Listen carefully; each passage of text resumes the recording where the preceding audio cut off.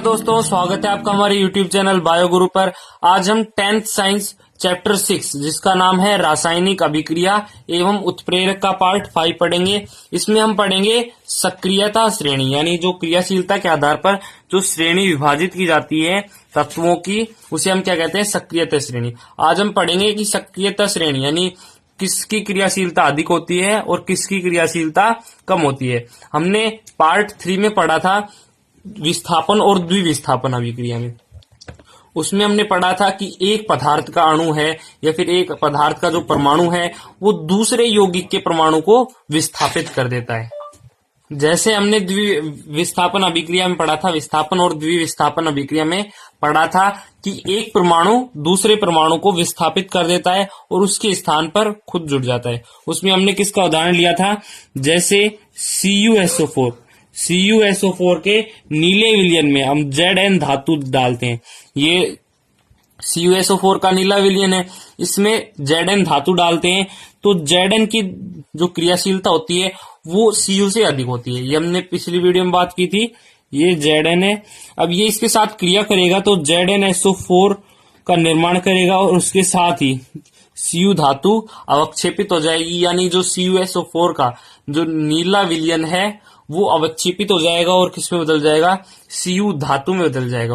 और यहाँ पर क्या हो रहा है, Zn क्या कर रहा है, Cu को विस्थापित कर रहा है, यानी Cu तो अवक्षेप के रूप में बाहर निकल रहा है और ZnSO4 के साथ जुड़ रहा है, यानी ZnSO4 जो Zn है वो SO4 का निर्माण कर रहा है और Cu अवक्षेपित हो रहा है। ये किसके कारण होता है, सक्रियता के कारण होता है, सक्रियता श्रेणी के कारण होता है, या फिर हम कह सकते हैं क्रियाशीलता के आधार पर होता है। यानी Zn की क्रियाशीलता अधिक है तो ये Cu को हटा देती है, Cu से Zn की क्रियाशीलता अधिक है तो Cu विक्षेपित हो जाएगा, फिर अवक्षेप के रूप में बाहर निकल जाएगा और ZnSO4 के साथ जुड़ जाएगा, जिससे इसका नीला रंग गायब हो जाएगा।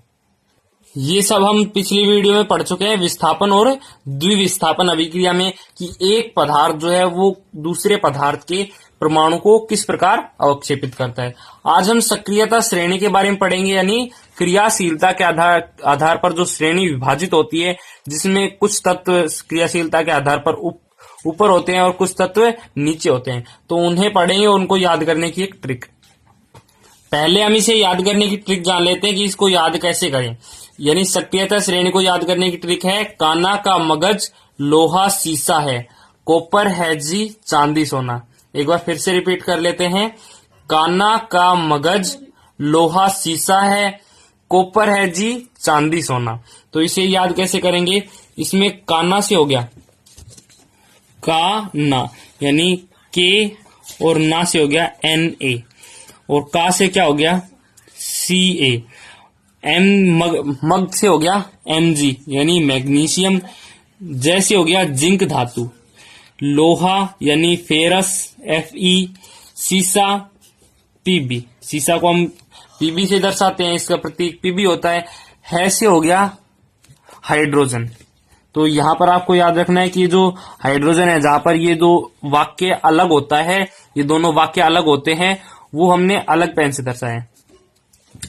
कॉपर Cu, Hg से हो गया, Hg से हो गया Hg यानी मरकरी, चांदी Au, और सोना चांदी Ag, और सोना क्या हो गया, सोने को हम दर्शाते हैं Au से।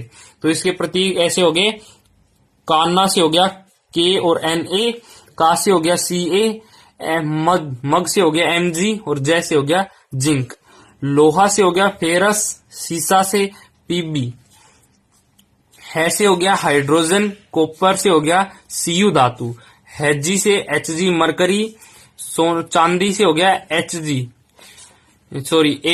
और सोना से हो गया Au।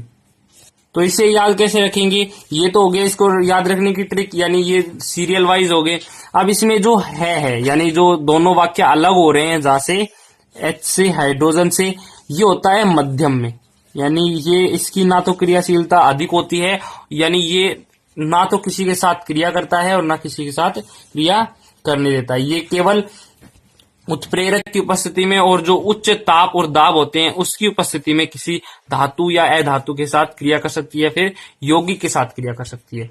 अब यहाँ है मध्यम, और मध्यम से जैसे ही हम इधर चलते हैं, अगर हम इस टेबल को सीधा लें, जैसे के ऊपर NaCa, इसी प्रकार AgAu, यानी अगर हम इसे टेबल को सीधा लें तो सबसे ऊपर पाया जाने वाला जो के है यानी पोटेशियम है, इसकी सर्वाधिक क्रियाशीलता होती है, इसकी क्रियाशीलता सर्वाधिक होती है, यानी ये सर्वाधिक क्रियाशील धातु है।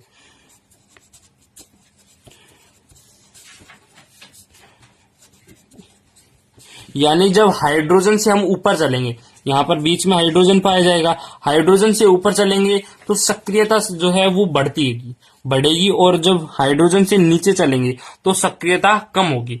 तो इसमें आप देख सकते हैं, जैसे हमने उदाहरण लिया CuSO4 और जिंक धातु का, तो इसमें धातु कौन कौन सी है, Cu और Zn। तो इसमें देख लेते हैं Cu और Zn कहां पर आता है। तो इसमें KNaCaMg और Zn यहां पर आ गया, Zn 5वें नंबर पर आ गया, और Cu कहां आता है, माइनस में चला जाता है। हाइड्रोजन के बाद में जो क्रियाशीलता कम हो जाएगी। तो इन दोनों के अगर कंपेयर करें तो इनमें क्रियाशीलता सबसे अधिक किसकी होगी, इन दोनों में Zn की होगी। इन दोनों में क्रियाशीलता Zn की अधिक होगी, यानी Zn अधिक क्रियाशील होगा, और Zn अधिक क्रियाशील होगा तो ये Zn SO4 के साथ क्रिया कर लेगा और Cu धातु अलग हो जाएगी। तो ये सब किसके कारण होता है, सक्रियता श्रेणी के कारण या फिर क्रियाशीलता के आधार पर होता है। यानी जब कोई पदार्थ है, उसका परमाणु है, वो दूसरे परमाणु को जब विक्षेपित करता है या फिर उसे अवक्षेप के रूप में पृथक कर देता है, तो वो किसके कारण होता है, क्रियाशीलता के कारण होता है। और क्रियाशीलता को याद करने की यानी सक्रियता श्रेणी को याद करने की ट्रिक, काना का मगज लोहा शीशा है, कॉपर है जी चांदी सोना। तो इसे आप याद कर लिए इस ट्रिक को। इसके द्वारा ही जो सभी रिएक्शंस होती हैं, विस्थापन और द्विविस्थापन अभिक्रियाएं होती हैं, वो इसी ट्रिक पर आधारित है।